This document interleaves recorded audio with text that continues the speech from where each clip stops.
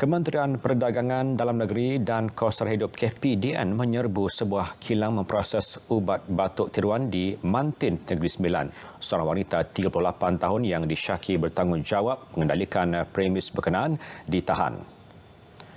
Ketua Pengarah Penguatkuasa KPDN Dato' Azman Adam memaklumkan operasi bersepadu pada 15 Disember lepas telah merampas sejumlah 10,000 botol ubat batuk siap dibungkus, 900 liter cecair disyaki ubat batuk dalam mesin pengadun, kenderaan dan beberapa peralatan lain yang digunakan untuk tujuan memproses ubat batuk.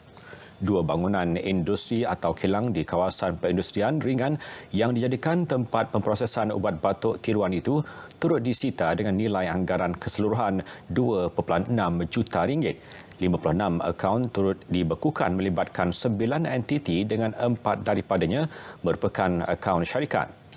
Manakala selebihnya 5 akaun individu dengan keseluruhannya berjumlah RM10.68 juta.